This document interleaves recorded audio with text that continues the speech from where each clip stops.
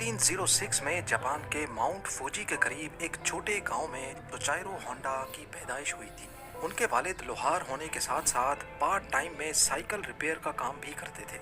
Honda के 5 बहन भाई पहले ही मुख्तलिफ बीमारियों की वजह से मर चुके थे, लिहाजा उसके माँ बाप को अपने इस बच्चे से काफी उम्मीदें थी।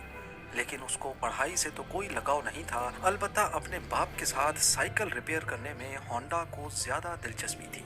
जब वो 16 साल का हुआ तो उसने न्यूज़पेपर में जॉब का एक ऐड देखा। 8 शोकाई नामी टोक्यो के इस ऑटोमोबाइल सर्विस स्टेशन पे टेक्नीशियंस चाहिए थे। होंडा ने कंपनी को जॉब के लिए लेटर लिखा और खुशकिस्मती थी कि वहां से पॉजिटिव रिप्लाई भी आ गया। यही वो टाइम था जब होंडा अपना घर और स्कूल छोड़कर कमाने की आस लगाए टोक्यो रवाना हो गया। होंडा का ख्वाब तो तब टूटा जब वो टोक्यो में 8 शुकाई पहुंच गया था। कंपनी के मालिक ने होंडा से सफाई सुथराई के काम करवाना शुरू कर दिए और यहाँ तक के उसको बेबी सिटिंग पर लगा दिया। होंडा बेचारा करता तो क्या करता, एक तरफ वो अपना घर और माँ बाप को छोड़कर निकला था तो दूसरी तरफ उससे फालतू काम लिए जा रहे थे। उसको वापस अपने गांव जाने में शर्म आ रही थी क्योंकि वो अपने पेरेंट्स को फेस करने की हिम्मत नहीं कर पा रहा था। यही वजह थी कि अगले कई महीनों तक वो वहीं ऑड जॉब्स करने पर मजबूर रहा। कुछ ही महीनों के बाद 8 शुकाई के मालिक ने होंडा से वर्कशॉप के काम भी लेना शुरू कर दिए। होंडा को इस काम में शुरू से बहुत इंटरेस्ट था, इसीलिए वो चीज़ों को आसानी से समझ जाता था। चंद महीनों में वो हर तरह की गाड़ी और उनके पार्ट्स के बारे में काफ़ी कुछ जान चुका था। इस दौरान 8 शुकाई ने 2 स्पोर्ट्स कार भी बनाई, जिसमें पहली गाड़ी 8 डैमलर थी और दूसरी कर्टिस। ये दोनों गाड़ियां यूज्ड इंजन्स को इस्तेमाल करके बनाई गई थीं, जिन्होंने जापानीज मोटर कार चैंपियनशिप 1924 में पहली पोजीशन भी हासिल की।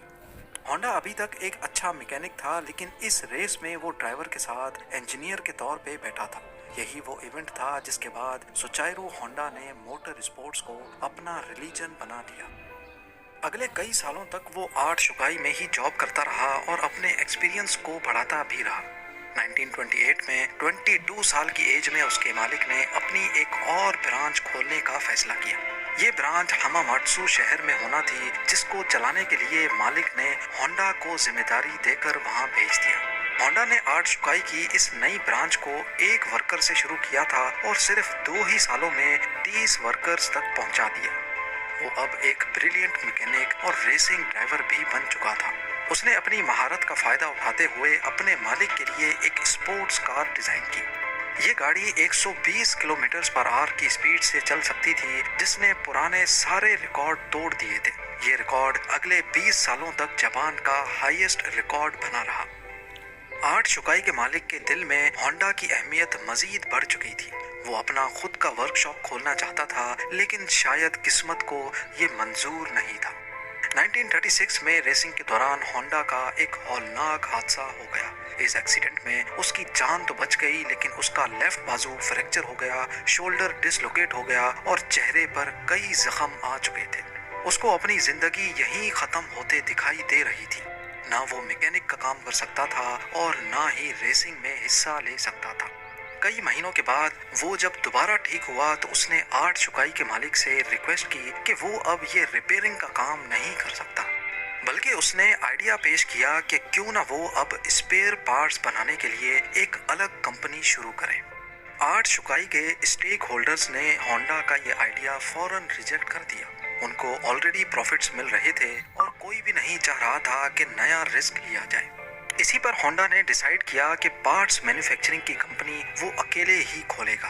1936 में 30 साल की उम्र में उसने अपने दोस्त के साथ मिलकर टोकाई सेकी हैवी इंडस्ट्री खोली और अपने दोस्त सिचाइरो काटो को उसका प्रेसिडेंट बना दिया। कंपनी तो वो खोल चुके थे, पर होंडा के पास इसको चलाने के लिए कोई इन्वेस्टमेंट नहीं थी।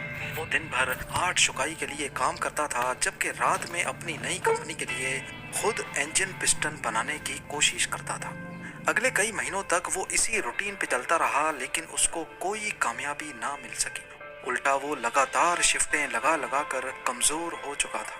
एक के बाद एक नाकामी उसका रास्ता रोके बैठी थी। तभी उसने मेटलर्जी में महारत हासिल करने के लिए एक यूनिवर्सिटी में एडमिशन ले लिया। 1939 में 3 सालों की लगातार मेहनत करने के बाद वो आखिरकार एक पिस्टन बनाने में कामयाब हो ही गया। اب اس نے آرٹ شکائی سے جاب چھوڑ دی اور فل ٹائم پسٹن بنانے میں لگ گیا، پر اس کو یہ معلوم ہی نہیں تھا کہ اس کے بنائے ہوئے پسٹن میں ابھی بھی کئی فالٹس موجود ہیں۔ اس نے ٹوئٹا کمپنی کو اپنے پسٹن آفر کیے تو ٹوئٹا نے 50 میں سے 47 ڈیزائنز ریجیکٹ کر دیے۔ یہ خبر ہونڈا پر بجلی بن کر گری کیونکہ اس کے پاس اب واپسی کا بھی کوئی راستہ نہیں تھا۔ اس نے مختلف کمپنیز کی ریکوائرمنٹس کو سمجھنے کے لیے پورے جاپان کے دورے لگانا شروع کر دیے۔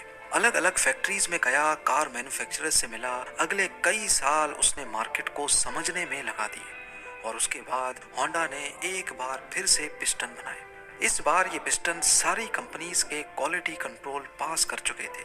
اس کو دھڑا دھڑ آرڈرز ملنا شروع ہو گئے اور ایک بار پھر سے ہونڈا کو اپنے خواب پورے ہوتے دکھائی دیے۔ آرڈرز کو پورا کرنے کے لیے اس کی کمپنی نے 2000 ورکرز کو بھی ہائر کر لیا۔ ہونڈا کی یہ خوشی صرف چند مہینوں کی مہمان تھی، یہ کس کو معلوم تھا۔ 1941 میں جاپان ورلڈ وار 2 میں کود گیا اور منسٹری نے کئی جاپانیز کمپنی کو اپنے کنٹرول میں لے لیا، جس میں ایک کمپنی سوچائرو ہونڈا کی بھی تھی۔ ہونڈا کو ڈاؤن گریڈ کر کے اسی کی کمپنی کا سینئر مینیجنگ ڈائریکٹر بنا دیا گیا، اور چیزیں تب مزید خراب ہو گئیں جب کمپنی کے ورکرز کو ملٹری سروس میں لگا دیا گیا۔ اگلے 3 سال انتہائی مشکل حالت میں گزرے، لیکن 1944 میں ایک واقعہ ہوا جس نے ہونڈا کی امیدوں پر پوری طرح سے پانی پھیر دیا۔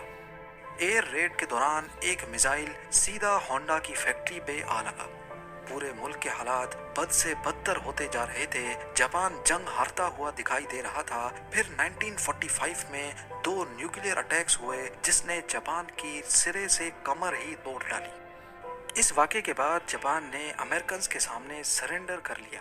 جنگ تو اب ختم ہو چکی تھی، لیکن ہونڈا اپنا سب کچھ کھو بیٹھا تھا۔ اس نے اپنے بچے کچے ایسٹس ٹوئٹا کو 4,50,000 ین میں بیچے اور ایک بار پھر سے جاب لیس ہو کر بیٹھ گیا۔ یہ حالت صرف ہونڈا کے ساتھ ہی نہیں تھی، بلکہ پورا جاپان بہت برے کرائسس سے گزر رہا تھا۔ اکنامی میلٹ ہو رہی تھی، کھانا پانی کی شدید قلت اور مہنگائی نے سب کی کمر توڑ رکھی تھی۔ پبلک ٹرانسپورٹ کا ملنا انتہائی مشکل تھا کیونکہ جاپان میں پیٹرول بھی نایاب ہو چکا تھا۔ اسی دوران ہونڈا کو جاپانیز امپیریل آرمی کا ایک چھوٹا انجن ملا جس سے وہ وائرلیس ریڈیو چلایا کرتے تھے۔ اپنی عادت سے مجبور اسے ایک آئیڈیا آیا۔ اس نے سوچا کہ کیوں نہ اس انجن کو ایک سائیکل میں لگا کر اپنی ٹرانسپورٹ کا مسئلہ حل کیا جائے۔ اس سے ٹرانسپورٹ آسان بھی ہو جائے گی اور سستی بھی پڑے گی۔ کیونکہ اس دور میں لوگ پہلے ہی مہنگائی سے بہت پریشان تھے، تو جب انہوں نے یہی انجن ایک سائیکل پہ لگا دیکھا تو سب کو یہ آئیڈیا بہت اچھا لگا۔ چند یوزڈ انجنز تو ہونڈا کو مل گئے، لیکن لوگوں کی ڈیمانڈ اتنی زیادہ تھی کہ اب ہونڈا نے خود کا نیا انجن ڈیزائن کر لیا۔ یہ ہسٹری میں پہلی بار تھا کہ کسی مشین پر ہونڈا کا لوگو دیکھا گیا۔ ہونڈا کے پاس اتنے پیسے نہیں تھے کہ وہ ماس لیول پہ یہ سائیکلز بنا سکے، لہٰذا اس نے 18,000 دکانداروں کے نام ایک اوپن لیٹر لکھا۔ لوگوں کو ہونڈا پہ اتنا بھروسہ تھا کہ 3,000 دکانداروں نے اس کو پازیٹیو رپلائی دیا اور پیسے بھی ایڈوانس میں دے دیے۔ اگلے 3 سالوں میں ہونڈا نے ایک ایسی موٹر سائیکل بنائی جو مارکیٹ کی ریکوائرمنٹ کے عین مطابق تھی۔ یہ سپر کب کے نام سے لانچ کی گئی، جس نے آتے ہی مارکیٹ میں دھوم مچا دی۔ یہ ماڈل اتنا کامیاب ہوا کہ 1958 میں اس نے امریکہ کی اپنی ٹرائمف اور ہارلے ڈیوڈسن کی سیلز کو بھی پیچھے چھوڑ دیا۔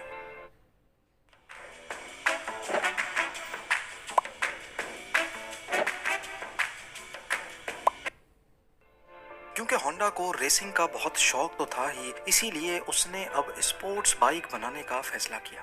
وہ مختلف بائک ریسز میں جاتا اور جیتنے والی بائکس کے خاص فیچرز نوٹ ڈاؤن کرتا جاتا۔ اس دور میں ایسے اسپورٹس کمپٹیشن ریس سے بڑھ کر مینوفیکچرنگ کمپنیز کے لیے مارکیٹنگ کا ٹول ہوا کرتے تھے۔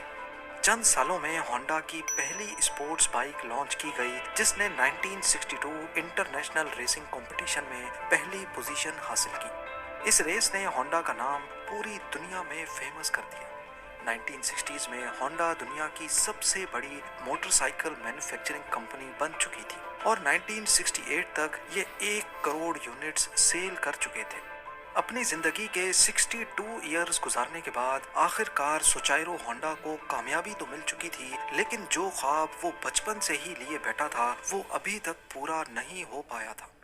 होंडा अब कार मैन्युफैक्चरिंग की तरफ भी जाना चाहता था। कई लोगों ने उनको ऐसा करने से मना भी किया, लेकिन उन्होंने किसी की एक ना सुनी। उस वक्त जापान में ऑलरेडी टोयोटा और निसान जैसी कंपनीज अपना बिजनेस जमाए बैठी थी। वहां मार्केट में अपनी नई जगह बनाना काफी मुश्किल था। होंडा ने अपनी पहली पिकअप ट्रक T360 लॉन्च की, जो कि फेल हो गई। उसके बाद स्पोर्ट्स कार S500 लॉन्च की, जिसके सिर्फ 1300 यूनिट्स ही बिक पाए। कई सालों की मेहनत और कई दर्जन डिजाइन्स रिजेक्ट होने के बाद फाइनली 1972 में होंडा सिविक लॉन्च की गई। ये वो गाड़ी है जिसके नए मॉडल्स आज तक पूरी दुनिया में फेमस हैं। 1980s में होंडा मोटर्स जापान की तीसरी बड़ी मैन्युफैक्चरिंग कंपनी थी और सिर्फ 10 सालों में ही ये दुनिया की तीसरी बड़ी हो गई। आज होंडा का नाम हमें cars, motorcycles, boat engines, plane engines और दर्जनों पावर